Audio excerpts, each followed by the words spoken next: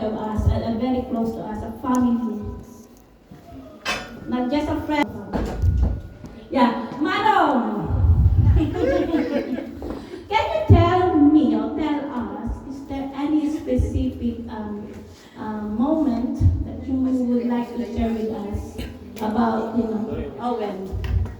A good, a funny, a very serious, something that you want to remember for the rest of your life. Ano, ayusin mo ha? Mag-ingat ka lang kung anong nalita mo. Hindi mo pinag-prepare yan. Kaya nga sa dami-dami ng samahan namin, wala. Hindi ko na mabilang eh. Kaya mo yan, Hindi ko Do you share your experience when you had a flat tire Oh! the other day? Because we kunchaba this surprise party. Naku po. Kwento mo na lang. Yeah. May nung minsan na pumasal ako sa kanila tapos pumunta ako ng Tesco. May binili ako. Nung pauwi na ako, ang kamamadali dahil gusto ko makapasok sa bahay, nila ko na yung sasakyan na hindi ko nahila yung handbrake na maigi. Nala ko na, tapos binubuksan ko yung pinto, umatras yung sakyan dahan-dahan. Nung nakita ko siyang hinabol ko yung sasakyan, nabigil ko.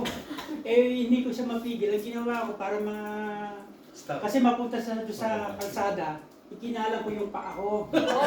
Ikinalang ko, puminto naman doon sa gitna, hindi ko mahila yung paa ko. Hinalang ko yung sakyan para makaano ko. Buti lang yung isang kapitbahay namin. Patingin sa akin, dahil na-distracted na akong pahintuin yung sasakyan. Yung matanda, itinulak. Sa awa naman ng Diyos, bago dumating doon sa kalsada, napahinto namin. Kaya lang yung pa ako, ikalam ko na Manong may tanong si... Hindi, ibig sabihin ni Manong, nung kinukwento niya sa akin ganun, ang reaction ko, sabi ko, tawa lang sa kanya.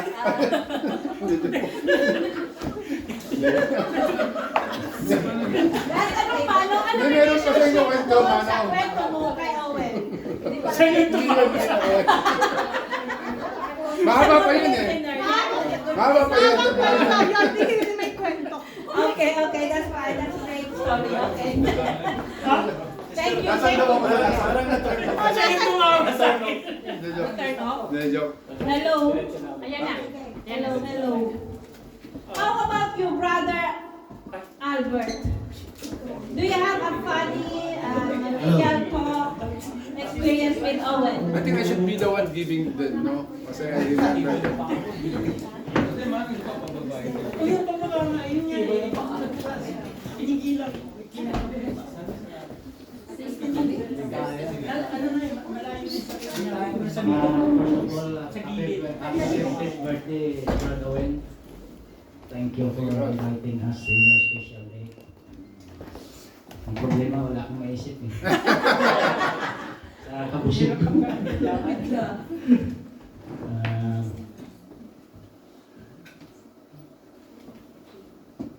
Ang masabi ko lang, you're the best. And no one's like you as a brother. Every time we need something, you are there anytime. You said hindi ka nagsasabi na no, always yes. Mahirap yun. That's 95% Sister Day. Okay. Not all 100%, it's 95%. But every time I ask him, he said yes, he said no. Don't say no, yeah? Yeah. So, that's what your best friend saying, keep doing what you are doing. Because you're a blessing to everyone. You're like him. So, keep going. And keep your faith. Again, happy 50th birthday. Thank you, Brother Albert. I think Thank you. I should Oh, by the way, before we proceed, just hold on, mahal. Just to let you know, it's 8:30 now, isn't it? The JRC is open up to 10 o'clock. So if you want to go back to get some more foods, desserts, please do. Yeah, we will continue with our program. Yeah, but you can go anytime if you want to eat more. Yeah, Kino Sharon. Pwede, no? that's what the again answer ko. No, I just want to give, reaction or feedback for those people that you've been asked.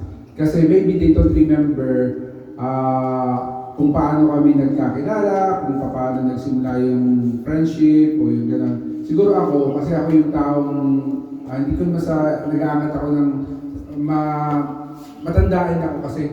So, hopefully, ngayon 50 na ako, huwag mawala yun. So, can I just start before my sister because you know, with Sister Dale, I remember she's the first person that we asked to host Charles' birthday party, and she said yes.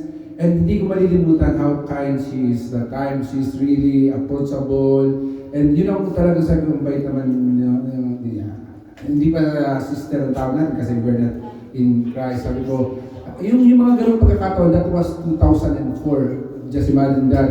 Pero hanggang ngayon si Sister Dale, hindi ko talaga nilimutan every time. So yun ang sinasabi ko na huwag natin ano yung mga tao na nami-meet natin sa buhay natin. Kahit first time mo lang yan, hindi mo alam pagdating ng araw, sila yung ating matutulungan. Sila yung tutulong sa atin, matutulong natin. With like here, Brother Jojo, he's the first person na nag-offer sa akin ng trabaho. Nung dumating ako dito sa UK, siya yung nag-aakay sa akin sa first job ko sa Christian Services. Brother Jojo is ang gwapo-gwapo. But hindi ko nagalimutan yun talaga. Hindi mo lang alam yun, pero sa akin napakalaking utang na loob ko yun. Hindi ko man ipapakita na sa sarili ko na rin nagpapasalamat ako talaga. Bro. Sa lahat ng nandito ngayon, may significance kayo sa akin na kung bakit kayo nandito at bakit ako masaya dahil yung mga tao dito ay talagang si Brother Albert, we work in the kitchen and then alam naman natin we are in the community. Wala tayong hiniling sa kanila na help na hindi sila tumulong sa atin. Yung mga gano'n na hindi nila siguro nararamdaman o na-appreciate natin sila. Pero sa isip, sa puso talaga napapasalamat tayo, ako personally. Saka ang mga tao nandito, mga friends mo, colleagues, Sister Jo, Ann, and Vida, Jodeline, of course, Brother Joey. We work also in the kitchen. So yung mga tao na hindi mo na pero kahit pa paano pag kami kailangan ka, andyan sila, very silang tumulong sa'yo. Yun, sa akin yun, napakalaking tinatanaw ko na yung utang na loob yung mga ganung bagay. Kasi it's a blessing. Yeah. Well, of course, Brother Alex, yan talaga, very inspirational yan. Kasi si Brother Alex, nung una hindi ko pakilala yan eh. Pero nung lalo sa community, tama ba, nung una sa community tayo nagka-close to eh. Si Brother Alex yung very inspirational yan. Kasi doon mo nakikita yung kakulungan mo sa community na bakit hindi ko magawa kung nagagawa ni Brother Alex. So Brother Alex, 50 pa lang ako eh, hindi pa naman ako. Pero, I salute you bro. Without please continue bro. Kasi kung ikaw mag-give up, baka mag-give up na rin ako bro. Pero habang nandun ka bro, talaga, lahat kayo dito. Nalagay ito our first household leader na talagang ang mga presento naman dyan, pag nag-pray yan, talagang napag-pray tayong lahat. Every single one of that really appreciate Sister Starsil.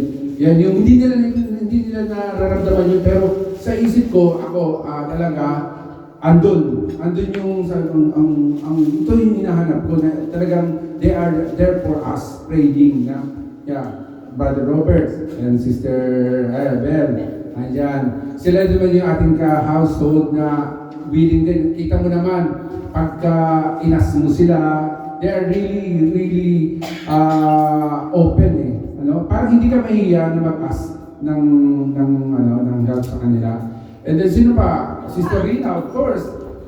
Mamaya na yung RMBB kasi RMBB kumbaga parang kahit na ano, open din eh, kahit na anytime I can strike ba na parang kung ano yung meron sila, parang feeling ko akin na rin eh. Parang ano, may gano'n na anytime. Ganun ako, ano, ano ba yun, ka-open sa, ano, sa kanila na alam ko, andyan lang sila eh. Lalo sa, ano, anyway, sino pa ba na hindi ko nabanggit dito? Si Sarina, Brother Oliver as well, of course, our very inspirational na siguro, sabi ko din na, hindi sabi ko, sana one day ganun din ako kay Brother Oliver, na tayo mag-asawa, ganun din tayo sa kanila na nakitang, ano, pero habang nandiyan kayo, mga, ano, nakaka-inspired kayo sa akin personally, sa aming mag-asawa. Yun ang aking, ano, kay Sister Ann, alam ko, you're very helpful sa miss ko rin, sa kanyang word, and any na hindi man binabanggit sa iyo, siguro nababanggit sa akin ni B, yung mga tulong din niyo. Na-appreciate ko yun, lahat ng mahal ng asawa ko, mahal ko na rin. Parang family niya, sabi ko nga nung nagpakasal ako, pinakasalan ko na rin yung family niya. That's what I said, na kung ano ako nakikita nila mula noon hanggang ngayon, yun ako. Kasi yung sabi niya, Sister, ako talaga yung tao na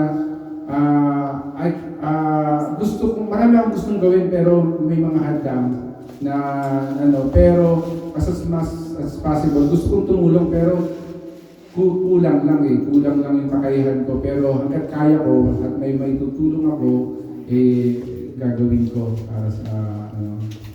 So, may time pa ba tayo na? Mahal yan ba yung speech mo? Hindi pa. Pero hindi na rin, baka mawalan ako ng ano eh. Ba't ako sabihin? Sige, ito na rin. Marami ba? Sige, halfway pa lang yan ha. Hindi pa, hindi ko pa nabanggit lahat eh.